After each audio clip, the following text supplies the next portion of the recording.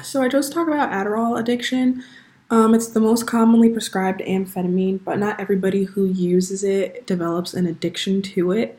There's a fine line between Adderall addiction and dependence. So Adderall dependence is more of a regular, natural, physiological dependence on the body due to the chemicals that Adderall is giving and increasing the dopamine in your body. But an Adderall addiction is more so a psychological thing.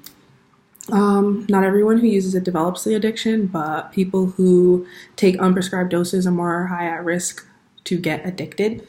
And over time, those using Adderall habitually develop tolerance so high to the point where they can't function without it. Generally, Adderall works by increasing dopamine and the norepinephrine levels in your CNS. And dopamine is our body's feel good. It's the feel good chemical. It's rewarding. So drugs like Adderall produce unnaturally high levels of it, causing us users to come back for more. It's abused for many purposes. Weight loss, studying, athletes use it for better athletic performance, recreational to get high or staying awake. Students usually use it a lot to focus and to stay awake during school. Athletes use it a lot to counter fatigue and enhance performance. And then people with eating disorders also use it to suppress their appetite. I saw an interesting fact here that according to the Diagnostic and Statistical Manual of Mental Disorders, most people who received treatment for an Adderall addiction started taking it when they were approximately 23 years old.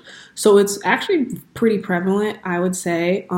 Interesting statistics that I found was that 16 million prescriptions for stimulants like Adderall were written in 2012, approximately triple the amount written in 2008.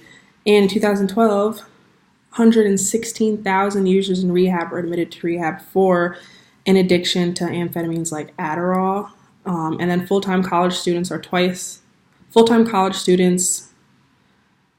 are more likely to take it than people who are not in school, which I thought was pretty interesting.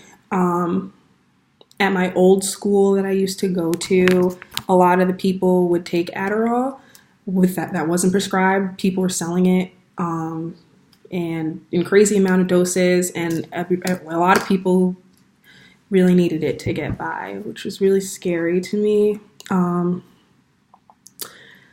Adderall abuse is most severe among older children and adolescents, and in studies between the period of 2006 and 2011, researchers saw that prescribed use of Adderall by young adults went up 67%, and associated emergency room visits rose by 156%. Some symptoms of Adderall withdrawal is depression, irritability of changes in mood, hard time sleeping, fatigue, nausea, stomach aches, cramping, and vomiting. So when I was looking at how to manage these withdrawal symptoms, it didn't actually say that there was legitimate treatment. But a lot of these physiological symptoms can be managed at home. It's important to call the doctor if the person who is going through this starts to develop severe depression or has any thoughts of suicide. But counseling or any antidepressant medications may help. And it should be used under a doctor's care, typically at a short time period. Adderall, like I said before, it's a prescribed medication, and usually people who use it and get addicted are taking unprescribed doses whenever they want. In order to prevent the withdrawals, there's just regular steps that you could take.